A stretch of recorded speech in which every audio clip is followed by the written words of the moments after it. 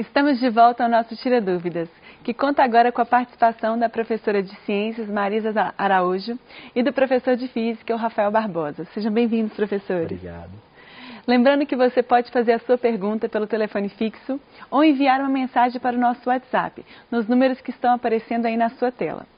Enquanto você envia mais dúvidas para a gente, vamos relembrar as aulas dos professores? Professora Marisa, tudo bem? Tudo bem. Conta pra gente quais foram os conteúdos ministrados por você hoje. Ok. Primeiramente, um grande abraço a todos que estão aí assistindo. Parabéns por estarem participando. Já falei isso outras vezes, que isso mostra interesse e proatividade. Já estão um passo à frente aí, tá? Bem, nós estudamos hoje, né, no quarto ano, os decompositores para além da decomposição. Né? Por quê? A gente estudou primeiro que os decompositores, né, são as bactérias e fungos, né? Mas que as bactérias e fungos não estão envolvidos somente nisso, mas também na produção de alimentos, na produção de medicamentos, né? Então, esse foi o nosso estudo de hoje. Também estudamos o sistema reprodutor feminino, tá? Quais são as mudanças, né, que as meninas aí vão sentir na fisiologia, né, dos órgãos femininos, que vão aí preparar a mulher para que ela seja fértil, para que ela possa, então, desenvolver, né, um bebê, que ela possa, então, participar aí da reprodução, tá? E também estudamos no sexto ano o sistema muscular, né, quais são as funções aí dos músculos na nossa vida.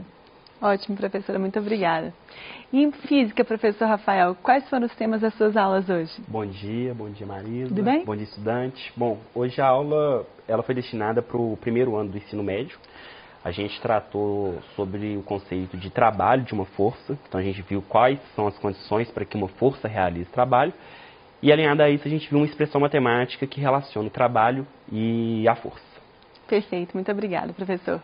Agora que já relembramos as aulas da professora Marisa e do professor Rafael, vamos voltar para as nossas perguntas. A próxima pergunta acabou de chegar do Luiz Fernando, do Colégio Martins Pena. Ele perguntou o seguinte: professores, como as bactérias são para os seres vivos? Ok.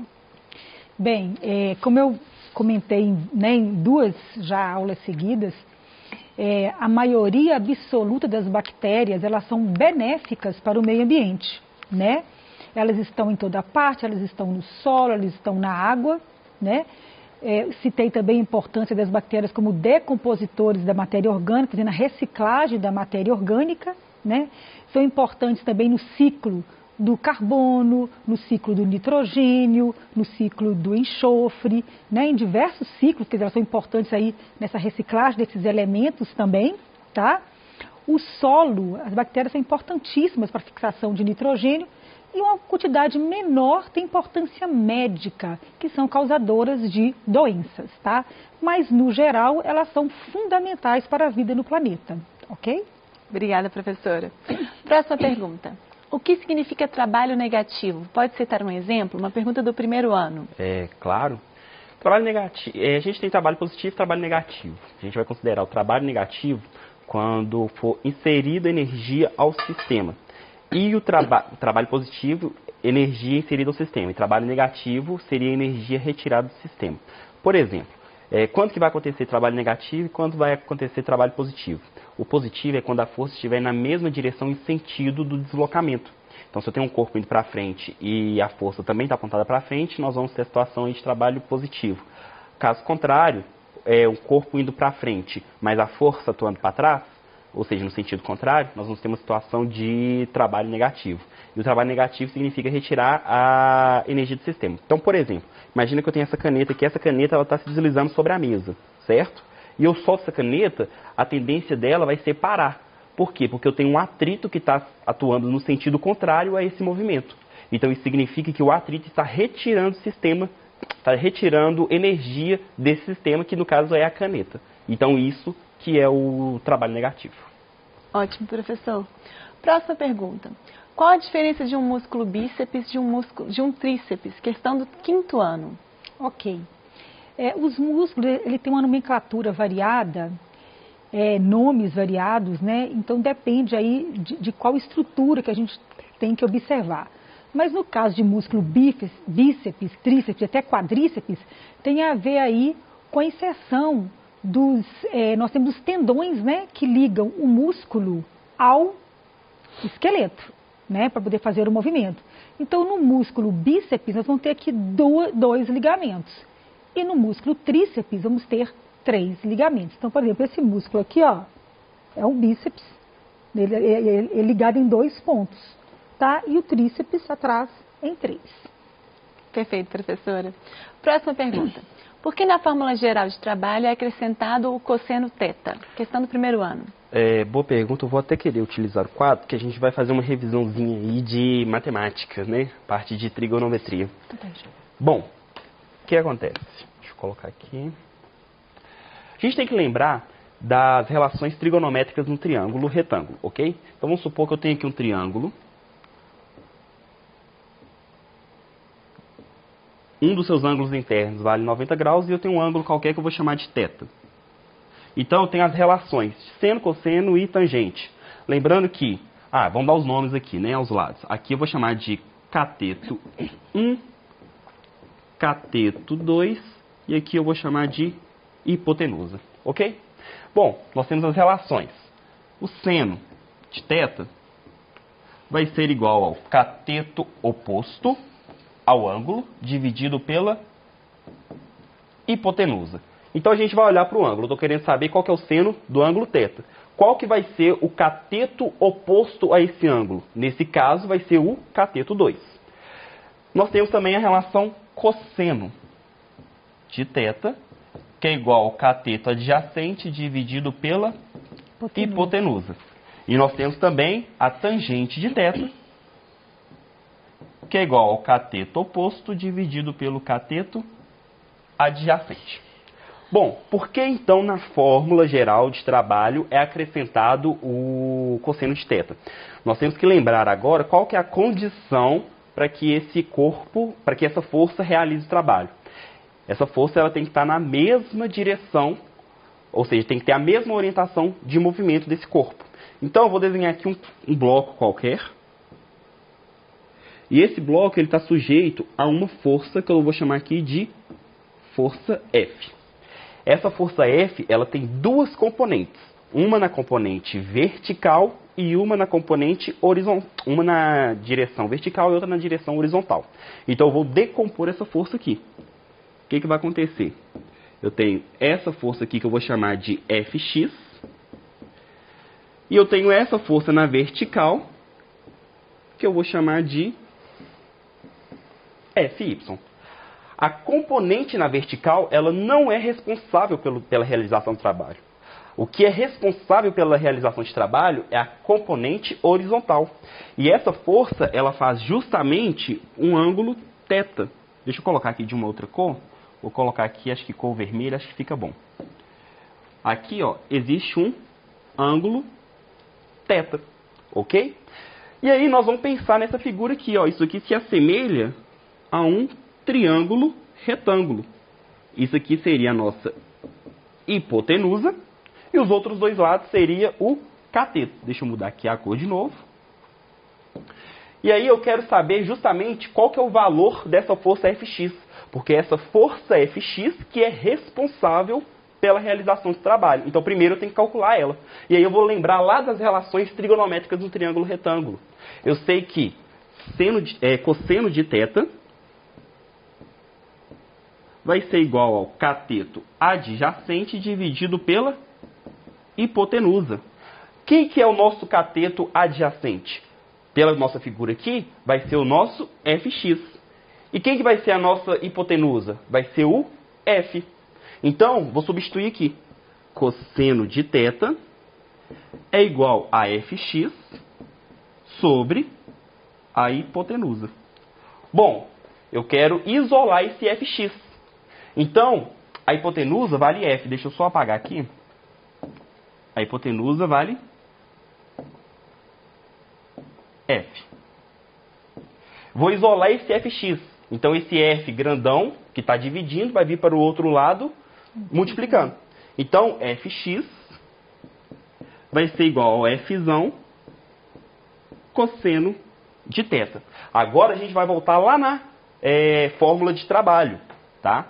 Deixa eu colocar só um pouco maior aqui. trabalho é igual a força vezes o deslocamento. Só que a força responsável pelo deslocamento é a componente horizontal. É a nossa Fx. Mas quem que é Fx que a gente deduziu aqui? Fx vai ser igual a F vezes o cosseno de θ. Então, trabalho vai ser F vezes o cosseno de θ vezes o deslocamento. Só que na fórmula não apresentei nessa ordem. Só que na matemática a gente fala que a ordem dos fatores não altera o produto. Então, para deixar um pouco mais bonita essa fórmula, o trabalho, a fórmula geral de trabalho vai ser F, que é a força, vezes o deslocamento, vezes o cosseno de θ. Daí que a gente tira o cosseno de θ e é por isso que ele é acrescentado na fórmula geral. Porque a responsável pela força, aliás, a força responsável pela realização do trabalho é a força que está na mesma direção do deslocamento. E essa força Fx, ela não serve para nada? Para trabalho, ela não serve para nada. A que serve para trabalho é justamente a força que está na mesma direção. Obrigado, viu? Obrigada, professor. Eu adorei ter lembrado disso. Achei que era força resultante. Sim, mas tem também o trabalho resultante. Tem o trabalho resultante também, que é a soma de todos os trabalhos. Ok. Ótimo, professor. Próxima pergunta veio de Nova Iguaçu, Colégio Martins Pena. Professor, qual é a diferença entre tecido muscular estriado esquelético e o tecido estriado cardíaco? Ok. Que bom, você participou da aula passada também. Isso eu tô admirada. Parabéns, viu? Um abraço aí pro pessoal da escola de Nova Iguaçu. Bem, existem algumas diferenças sim. Primeiramente, eles são estriados, né? Porque eles são músculos e vão realizar movimento, né? Lembra que a fibra muscular, ela vai ter aí algumas proteínas, como actina, miosina, que vão então fazer a contração, né? Então esse estriado tem a ver com a disposição dessas miofibrilas, né? Que são formadas por unidades menores, que são os sarcômeros, né? Que tem aí actina e miosina. Então essa disposição na célula que vai dar o aspecto estriado ao microscópio, polarizado, tanto no músculo cardíaco quanto no músculo estriado. Mas vamos lá para as diferenças. O músculo estriado esquelético, ele é multinucleado. Ele é o resultante da união aí de centenas de células, que são os mioblastos, né, que são as células primordiais aí. Elas vão se unir, né, e então ela vai ser multinucleada, tá? E vão ficar na região mais periférica. A primeira diferença aí é a questão de núcleo, tá? Já na célula do tecido muscular estriado cardíaco, ela vai ter de uma às duas células, tá? Em relação também ao movimento, lembrando aí que eu realizo o movimento com o meu sistema esquelético aqui ligado ao músculo, e esse músculo é de contração voluntária, né? Então ele faz parte do meu sistema nervoso somático ou periférico. Já o coração, eu estou aqui conversando com vocês, não estou nem um pouco preocupada em bater o meu coração. Então ele vai funcionar aí pelo sistema nervoso autônomo, tá? Então ele vai ser inervado aí pelo sistema nervoso autônomo, tá, gente? E uma coisa interessante também é que eu dependo aí, né, para fazer esses movimentos dos impulsos nervosos, né, dos estímulos, e o coração tem um marca-passo, né? Então, o tecido muscular estriado cardíaco, além dele receber nervos aí do sistema autônomo, ele também vai ter algumas células, chamadas no nódulo sinoatrial, que vão produzir aí automaticamente, na base aí de 70 pulsos por minuto. Então, nós temos um marca-passo, tá? E outra característica é que as células musculares estriadas cardíacas, elas estão bem unidas, tá? Ela tem aí uns discos intercalares, que são zonas de forte adesão, que tem desmossomos, zonas de oclusão, vários mecanismos para aderir às células, porque o coração ele vai dar o impulso, então tem que estar firme ali, né? E, inclusive, esse impulso ele vai passar para toda a fibra muscular, ok? Excelente, professor. E é interessante esse negócio, você falou que o coração acho que faz 70 vibrações por segundo, né? E como que os conceitos conversam, né, nas disciplinas. Por exemplo, na física a gente trabalha com o conceito de frequência. E aí você precisa saber o que é frequência para lá na biologia trabalhar esse conceito cardíaca, e saber, essa frequência ela está adequada com o mecanismo humano? Se não está, a gente tem que melhorar isso. né? É muito interessante essa interdisciplinaridade que existe no nosso dia a dia, A né? biologia em si, né, as ciências biológicas, ela conversa muito com a química e a física. Né? Você escolheu optar por fazer ciências biológicas, você tem que gostar um pouquinho de química e física, porque ela permeia aí o curso todo. Justamente. Né? Ótimo, Nosso professor. corpo é perfeito. Muito obrigada. Próxima pergunta. O vinho e a cerveja ficam contaminados com micróbios por causa da fermentação? Pergunta do 4º ano. Ah, que pergunta interessante. Viu, gente? É porque a gente aprendeu que os micro-organismos, além de decompor matéria orgânica, são utilizados aí na indústria, né? Então, a fermentação é um processo de respiração anaeróbica, né, desses micro-organismos, que eu expliquei para vocês que a função da respiração é produção de energia, né? Então, esses micro-organismos vão utilizar a matéria orgânica aí, né, o alimento que está ali no vinho, que está ali na cerveja, né? Tem ali a cevada. Vamos falar primeiro da cerveja para não misturar os dois, né?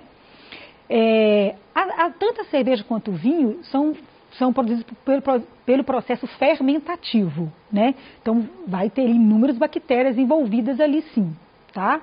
Principalmente a Saccharomyces. Só que essa cerveja, ela tem que chegar ao consumidor sem contaminação, tá?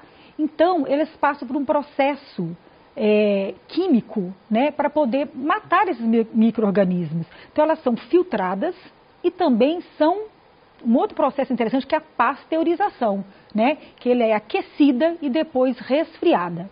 Outra questão que contribui aí para não ter micro-organismos é a própria acidez, né? A cerveja ela é mais ácida, o vinho são mais ácidos. Então, assim, aquele meio ali mais ácido, tem pouco oxigênio, não favorece o crescimento. Mas durante o processamento, pode ocorrer algumas contaminações, a gente até ouviu o caso da contaminação da cerveja, né, uma questão mais química, mas pode haver contaminação no processamento, na produção, tem todo um controle aí, tá? Mas o ideal é que não tenha. Às vezes tem alguns lactobacilos, algumas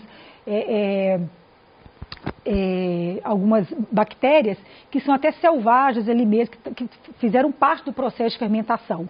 Mas esse processo de filtração e também de pasteurização, ele vem aí para poder deixar o produto livre desses micro-organismos. É bom ele não se contaminar, o vinho inclusive pode se transformar em vinagre se for contaminado por bactérias, ok? Interessantíssimo, professora.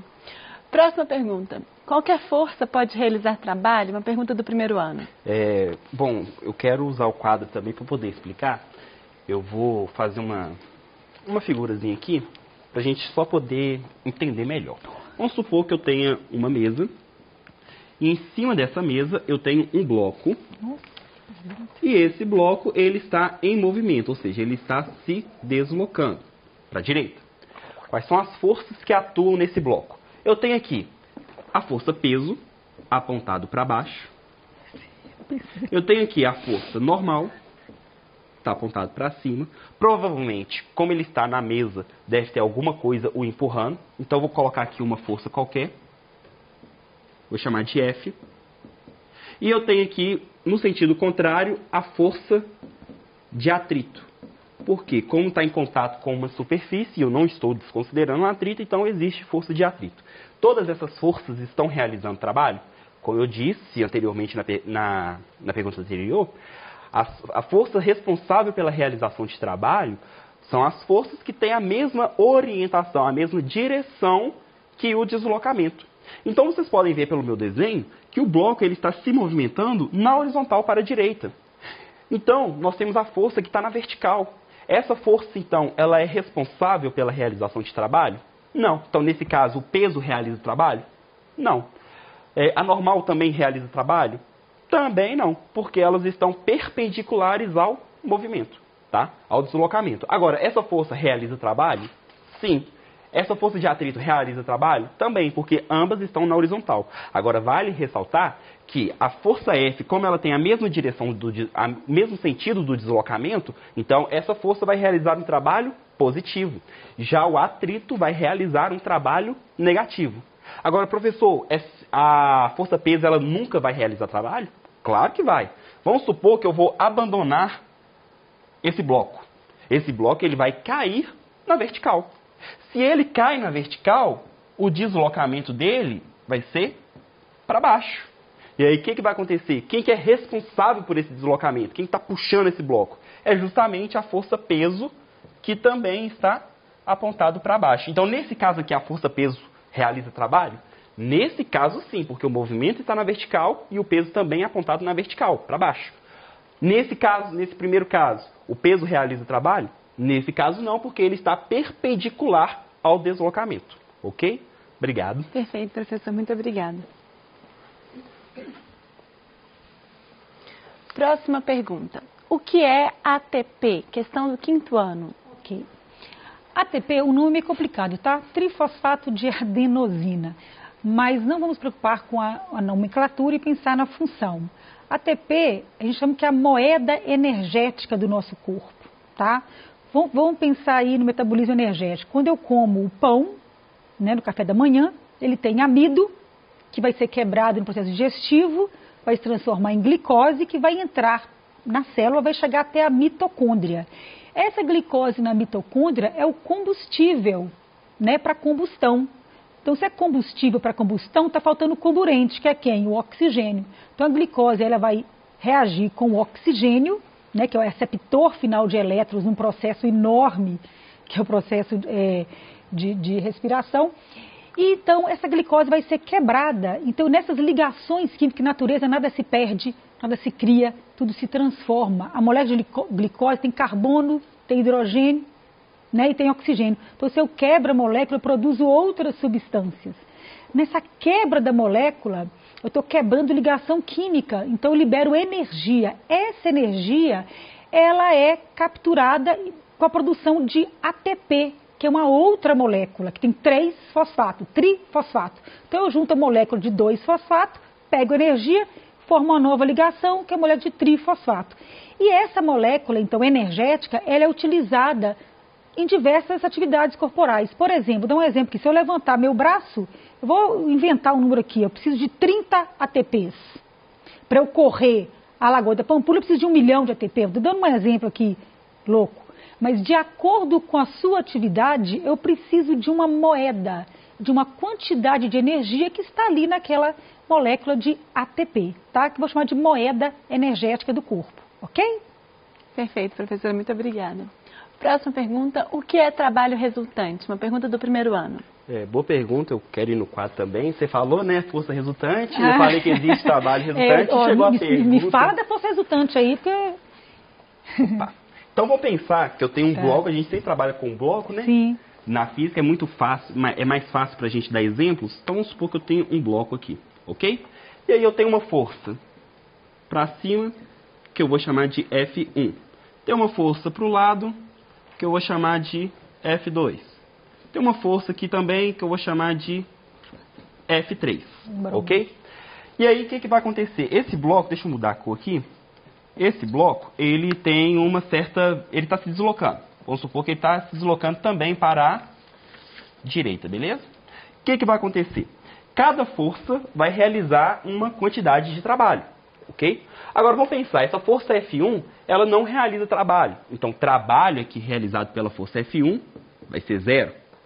Aqui, o nosso trabalho, isso aqui está fazendo um ângulo com a horizontal, que eu estou chamando de θ. Então, o trabalho vai ser força 3, vezes o deslocamento, vezes o cosseno de θ. Aqui, a força 2, ela vai realizar um trabalho, que eu vou chamar de trabalho 2. Aqui eu vou chamar de 3. Que vai ser a força 2 vezes o deslocamento, vezes o cosseno de θ. Só que o cosseno de θ, nesse caso aqui, o θ vai ser 0.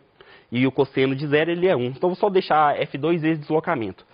Sabendo o valor do trabalho de cada força, eu vou somar. Fazer uma soma algébrica mesmo. E aí, o resultado dessa soma é o trabalho resultante. Ah, professor, então tem que calcular o trabalho de cada uma para poder calcular o trabalho resultante? Não. Você pode também calcular a força resultante, e aí você tem que saber decompor isso aqui, calcular a força resultante, e aí você acha essa força resultante e calcula o trabalho resultante. E aí o trabalho, a fórmula é a mesma. A única coisa que vai acrescentar aqui é o índice que eu vou colocar aqui, ó. Trabalho resultante é igual a força resultante vezes o deslocamento, vezes o cosseno de θ. Ou seja, tem que calcular o trabalho de todas as forças? Não, você pode simplesmente calcular a força resultante e jogar na fórmula de trabalho. É isso. Obrigado. Deixa eu apagar aqui. Simples assim, né? Ou quem dera, né? Mas não é difícil não, é fácil. Excelente, professor. Muito obrigada. Chegou a hora de fazer mais uma pequena pausa no nosso Tira Dúvidas. No próximo bloco, nós teremos a participação da professora Débora Mendonça de Química e da professora Marisa, que continua com a gente. Agradeço a presença do professor Rafael. E você, estudante, já sabe que pode participar. Ligue no nosso telefone fixo 31 3254 3009 ou envie uma mensagem para o nosso WhatsApp no número 31 98594 2794.